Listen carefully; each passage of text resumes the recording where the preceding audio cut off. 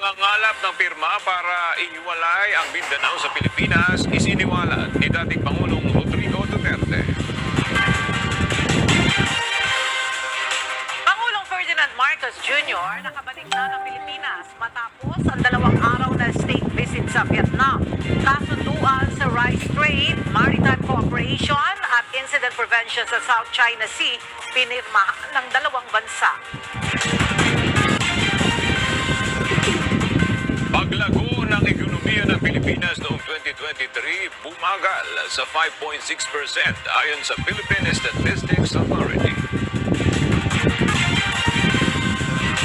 Pagsisilbi ng warrant of arrest sa isang criminal gang sa Samar na uwi sa engkwentro. 3 pulis patay. At Wish 107.5, muli nga pinarangalan bilang most outstanding FM station ng Gawad Lasal Yuneta Award.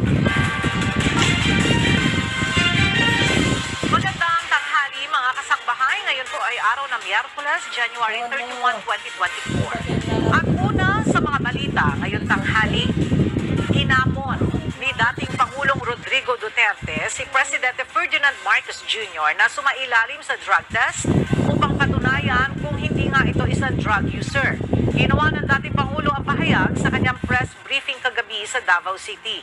Hamon ni Duterte, magpakuha ng dugo si PBBM mula sa isang independent entity o doktor at sinabing handa rin siyang magpakuha ng blood test. Yan, drug test kayo. It is for him to sit in the Luneta Park. Pagkuha siya ng dugo doon, independent entity o doktor, pagpakuha rin ako, sige, pati ako, pagkuha siya ng blood test. Dagdag pa ni Duterte, mayroon ring umanong ilang cabinet officials sa gumagamit ng cocaine kasama si PBBM. Muli rin itong iginiit na kasama si Pangulong Marcos Jr. sa watchlist ng Philippine Drug Enforcement Agency. Nagbanta rin ito na isa sa publiko ang listahan sa oras na makakuha siya ng kopya nito. But anyway, hanapin ko yun. Hindi ko man tinanggap yun. Pero hanapin ko yun. As soon as it comes into my hands, I will release it. Nauna nang itinanggi ng PIDEA na nasa drug watchlist si PBBM. Binanatan naman ni Duterte ang naging pahayag ng PIDEA. Sabi mo ngayon, ang PDEA, wala raw record. Itong mga PDEA na itong mga book na to. Sino ba nung PDEA magbigay ng record?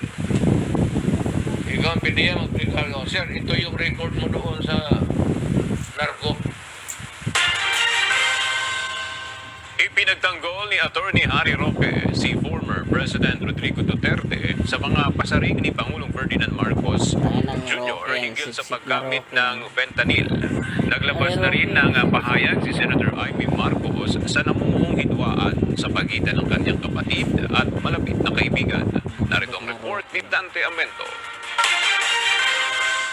Hindi dapat paratang ang naging sagot ni Pangulong Ferdinand Marcos Jr. sa mga akusasyon sa kanya ni former President Rodrigo Duterte. Ayon kay dating presidential spokesperson Harry Roque, bagamat hindi sapat na katibayan ang sinasabing pagkakasama ni PBBM sa drug watch list noon, mas mabuti kung direkta na lang nitong itinanggi ang binitiwang pahayag ni Digong sa halip na ihayag na posibleng epekto ng iniinom nitong pain reliever ang kanyang mga nasabi sa rally sa Davao City noong linggo. Ang tanong, gumagamit ka ba ng pinagbabawal na droga na pulburon?